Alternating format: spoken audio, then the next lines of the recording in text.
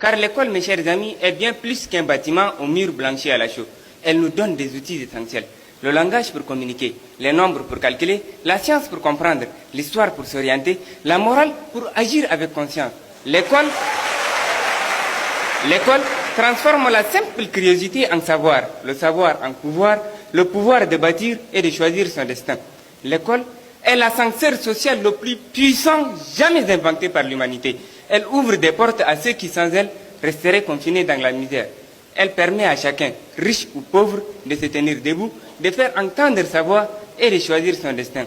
L'école est la seule institution qui ose dire au fils du paysan: ta naissance ne détermine pas ton devenir et que ton destin est entre tes mains. C'est elle qui élève les enfants des champs vers les villes, les enfants des foyers modestes vers les plus hautes responsabilités. C'est elle qui permet au fils d'un paysan de devenir médecin, au fils d'un vendeur ambulant de devenir ministre. Et dans un contexte plus chadien, l'école vous fera passer des bédouins au président. Mesdames, messieurs, l'école est l'un des rares lieux de brassage social. C'est dans la cour de récréation qu'on découvre la tolérance et la gestion des conflits. C'est sur les bancs de l'école qu'on apprend la coopération et la discipline. L'école permet la mixité des réseaux qui est un facteur clé de mobilité intergénérationnelle et de progrès économique. Sans elle, il n'y a ni société organisée, ni modernité, ni avenir, ni mobilité sociale, ni cohésion sociale. Elle est le seul cadre universel qui structure la vie individuelle et collective et qui prépare les générations présentes et futures à affronter la vie. Et je vous mets au défi de nous citer une autre institution qui pourra le faire.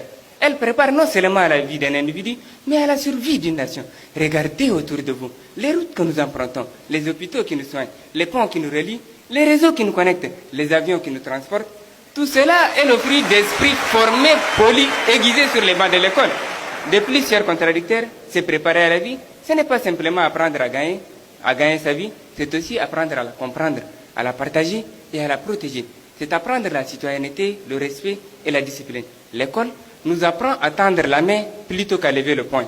C'est là qu'on découvre que la liberté s'appelle aussi discipline, que le moi s'élargit à un nous. L'école est à l'intersection de la vie sociale, économique et émotionnelle.